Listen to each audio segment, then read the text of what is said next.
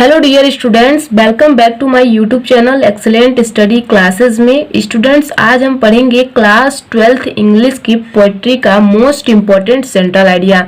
ये आपके board exam के लिए सेंट्रल आइडिया बहुत ही इम्पॉर्टेंट है। इस वीडियो में आप देखेंगे 3 मोस्ट इम्पॉर्टेंट सेंट्रल आइडिया जो कि आपके बोर्ड एग्जाम के लिए बहुत ही इम्पॉर्टेंट है। अगर आप लोग बताए गए सेंट्रल आइडिया को तैयार कर लेते हैं तो आपके बोर्ड एग्जाम में जो है 4 नंबर फिक्स हो जाएंगे, 4 नंबर कहीं नहीं जाएंगे। ठीक है, तो ये सेंट्रल आइडिया आपके लिए बहुत ही इम्पोर्टेंट है। तो वीडियो को बिल्कुल भी स्किप मत कीजिएगा, वीडियो को एंड तक जरूर देखिएगा।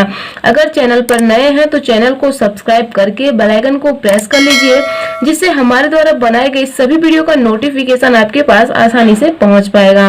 तो चलिए वीडियो को स्टार्ट करते हैं। स्टूडेंट, सबसे पहले हम देख लेते हैं आपके बोर्ड एग्जाम के लिए जो मोस्ट इम्पोर्टेंट सेंट्रल आइडिया है। ठीक है, तो आप यहाँ पर देख सकते हैं मोस्ट इम्पोर्टेंट सेंट्रल आइडिया 2023। अगर आप लोग क्लास 12th में हैं और बोर्ड एग्जाम 2023 की तैयारी कर रहे हैं तो ये सेंट्रल आइडिया आपके लिए बहुत ही इम्पोर्टेंट है। ठीक है, तो जो आपका पोएट्री का फर्स्ट चैप्टर है माई मदर एट 66, ये सेंट्रल आइडिया बहुत ही इम्पोर्टेंट है। ठीक है, अगर आप इसे प्रिपेयर करते हैं तो ये आपके बोर्ड एग्जाम में बिल्कुल पूछने के 100% चांसेस है, तो आपके 4 नंबर बिल्कुल फिक्स हो जाएंगे। ठीक है, तो इसे आपको जरूर प्रिपेयर करना है। इसको जो कंपोज किए हैं, मतलब इसके जो कवि हैं वो कमला दास जी हैं। ठीक है, तो इसे आपको जरूर प्रिपेयर करने हैं, बहुत ही इंपॉर्टेंट सेंट्रल आइडिया है। और सेकंड है कीपिंग क्वाइट, ये सेंट्रल आइडिया भी बहुत ही इंपॉर्टेंट और बहुत ही इंटरेस्टिंग सेंट्रल आइडिया है। ठीक है, बहुत ही आसानी से आप इसे याद कर सकते हैं। इसके जो पोएट हैं वो हैं पाब्लो नेरुदा। ठीक है, और जो लास्ट है यानी कि थर्ड सेंट्रल आइडिया जो है ए थिंक ऑफ ब्यूटी, बहुत ही इंपॉर्टेंट सेंट्रल आइडिया है ये भी। इसको जो कंपोज किए हैं वो हैं जॉन किट्स। तो ये 3 सेंट्रल आइडिया है जो कि आपके बोर्ड एग्जाम के लिए बहुत ही इंपॉर्टेंट है। स्टूडेंट्स, अब इसे आप प्रिपेयर कैसे करेंगे? ये सेंट्रल आइडिया जो है माई मदर एट 66, इस सेंट्रल आइडिया पर मैंने ऑलरेडी वीडियो बना दिया है, तो उसका लिंक जो है आपको इस वीडियो के डिस्क्रिप्शन में मिल जाएगा, आप वहां से जाकर के देख सकते हैं। और कीपिंग क्वाइट सेंट्रल आइडिया जो है इसको भी मैंने बहुत ही बेसिक से एक्सप्लेन किया है, तो इसका जो सेंट्रल आइडिया है इसका भी लिंक आपको इस वीडियो के डिस्क्रिप्शन में मिल जाएगा, तो आप वहां से जाकर के देख सकते हैं। एंड थर्ड जो है ए थिंक ऑफ ब्यूटी। ठीक है, और थिंक ऑफ ब्यूटी का जो सेंट्रल आइडिया है आपको इस वीडियो में हम बताने वाले हैं। तो ये सेंट्रल आइडिया बहुत ही बेसिक से हम आपको एक्सप्लेन करेंगे, स्टेप बाय स्टेप एक्सप्लेन करके समझाएंगे, आपको सुनने मात्र से याद हो सकता है। तो चलिए अब हम देख लेते हैं कि सेंट्रल आइडिया को किस प्रकार से लिखना है। स्टूडेंट, चैप्टर का नाम है अ थिंक ऑफ ब्यूटी, जिसका मतलब है सुंदरता की वस्तु। ठीक है, इसको कंपोज किसने किया है? जॉन किट्स ने। तो इसका आपको सेंट्रल आइडिया लिखना कैसे है इसका थोड़ा सा हम आपको सार बताते हैं, ताकि आपको समझने में जो है आसानी हो जाएगी। इस कविता के थ्रू कवि जो है ये संदेश देना चाहते हैं कि कोई भी ऐसी चीज यानी कि कोई भी ऐसी वस्तु जो हमें सुंदर लगती है, जब भी हम उसके बारे में सोचते हैं तो हमारी आंखों में उसकी जो सुंदरता है वो और ज्यादा बढ़ जाती है, और वो सिर्फ और सिर्फ हमें खुशी देती है। चाहे हम बीमार हों, चाहे उदास हों, जब भी उस चीज के बारे में हम सोचेंगे हमें हमेशा खुशी मिलेगी, और इस चीज की जो सुंदरता है वो हमेशा बढ़ती रहेगी, कभी भी कम नहीं होगी। तो ये संदेश दे रहे हैं जॉन किट्स इस सेंट्रल आइडिया के माध्यम से। तो चलिए हम स्टेप बाय स्टेप एक्सप्लेन करके आपको समझाते हैं। तो सबसे पहले आपको हेडिंग डालना है सेंट्रल आइडिया। सेंट्रल आइडिया का ये जो फर्स्ट लेटर है इसको आपको कैपिटल लेटर यानी कि बड़ा लेटर में लिखना है। छोटी छोटी जो आप गलतियां कर देते हैं वो मैं बताती हूँ आपको कि आप लोग छोटी छोटी गलतियां ना करें, जिसकी वजह से आपके नंबर कट जाते हैं। तो ये जो है छोटी छोटी चीजों पर भी आपको ध्यान देना है। ठीक है, तो इसमें आपको क्या लिखना है आइए देखते हैं।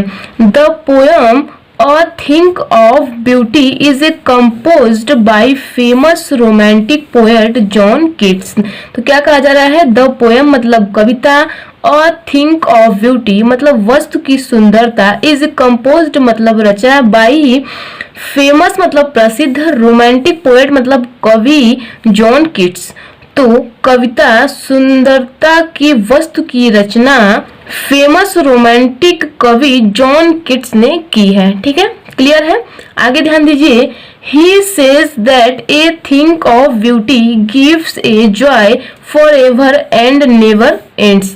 तो इसमें क्या कहा जा रहा है, ही सेज दैट, मतलब वह कहते हैं, कौन कहते हैं, कवि कहते हैं। He says that a thing of beauty, मतलब सुंदरता की जो वस्तु है, गिफ्ट मतलब देती है, ए जॉय मतलब खुशी, फॉर एवर मतलब हमेशा के लिए, एंड नेवर एंड्स मतलब कभी खत्म नहीं होती। तो वो कहते हैं कि सुंदरता की जो वस्तु है वो हमेशा के लिए खुशी देती है और कभी भी खत्म नहीं होती। ठीक है, तो इस प्रकार से इसमें वो बोल रहे हैं। आगे देखिए, instead it gives us positivity and motivation in our hard times. तो क्या कहा जा रहा है, इन स्टेट मतलब इसकी वजह, इट गिव्स अस मतलब यह देती है, क्या देती है, पॉजिटिविटी मतलब सकारात्मकता, एंड मोटिवेशन मतलब प्रेरणा। तो खुशी के अलावा जो है सुंदरता की वस्तु क्या देती है, पॉजिटिविटी देती है, यानी कि सकारात्मकता देती है, प्रेरणा देती है। ठीक है, इन हार्ड टाइम्स मतलब आपके बुरे समय में, यानी कि कठिन समय में, जब भी कठिन समय होता है तो इस तरीके से ये सुंदरता की जो वस्तु है वो क्या देती है, वो सकारात्मकता देती है एंड प्रेरणा देती है। ठीक है, आगे देखिए क्या कहा जा रहा है, वेन देयर सी मतलब जब प्रतीत होता है, ups and down in the life मतलब जीवन में उतार चढ़ाव। तो जब भी जीवन में उतार चढ़ाव आते हैं, a thing of beauty gives encouragement to move forward. तो क्या कहा जा रहा है, जब भी जीवन में उतार चढ़ाव आते हैं तो सुंदरता की जो वस्तु है, गिव्स मतलब देती है, इनकरेजमेंट मतलब हौसला, टू मूव फॉरवर्ड मतलब आगे बढ़ने के लिए।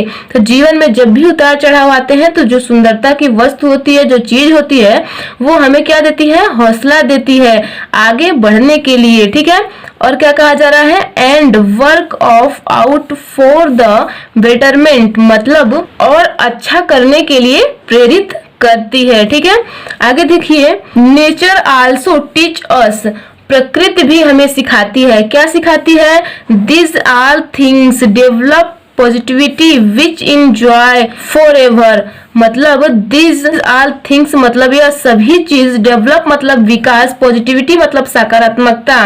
तो इस सभी चीजों से सकारात्मकता का विकास होता है।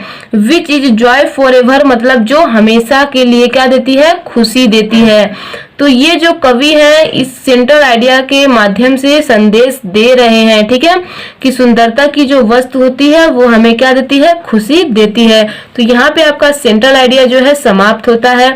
तो इसी तरीके से आपको सेंट्रल आइडिया को लिखना है। बहुत ही बेसिक से मैंने एक्सप्लेन किया है, बहुत ही आसान वर्ड का प्रयोग किया है ताकि आपको अच्छे से समझ में आ जाए। तो आपको सेंट्रल आइडिया इतना ही लिखना है। आपके बोर्ड एग्जाम में ज्यादा वर्ड नहीं लिखने होते हैं, इतने ही वर्ड आपको इंक्लूड करने हैं, इतना ही सेंट्रल आइडिया आपको लिखना है, जिसके लिए आपको आपके बोर्ड एग्जाम में 4 मार्क्स दिए जाएंगे, यानी कि 4 नंबर दिए जाएंगे। तो यहाँ पे आपको क्या ध्यान में रखना है, सेंट्रल आइडिया को आपको ब्लैक पेन से हेडिंग डालना है, जैसे कि मैंने डाल रखा है। ठीक है, इसको भी आपको ब्लैक पेन से ही डालना है, चैप्टर का नाम और पोएट का नाम भी आप डाल सकते हैं। अगर आप डालते हैं तो ठीक है, अगर नहीं डालते हैं तो कोई दिक्कत नहीं है। ठीक है, और इसमें जो है चैप्टर का नाम और पोएट का नाम जो है आपको ब्लैक पेन से डालना है और सिंगल इन्वर्टेड कामा में बंद करना है। ठीक है, और अपनी राइटिंग को जो है बहुत ही अच्छे तरीके से बनाना है, बहुत ही अच्छी हैंड राइटिंग में लिखना है। तो आपको पूरे के पूरे 4 नंबर दिए जाएंगे, बिल्कुल भी आपके नंबर नहीं कटेंगे। ठीक है, तो इन सभी चीजों को ध्यान में रखते हुए आप सेंट्रल आइडिया को लिखिए। बहुत ही इंपॉर्टेंट सेंट्रल आइडिया है ये, आप लोग इसको जरूर प्रिपेयर कर लीजिए। तो करते रहिए अपनी तैयारी बेहतरीन तरीके से। मिलते हैं हम नेक्स्ट वीडियो में किसी इंपॉर्टेंट टॉपिक के साथ। तो आज के लिए इतना ही। जय हिंद, जय भारत।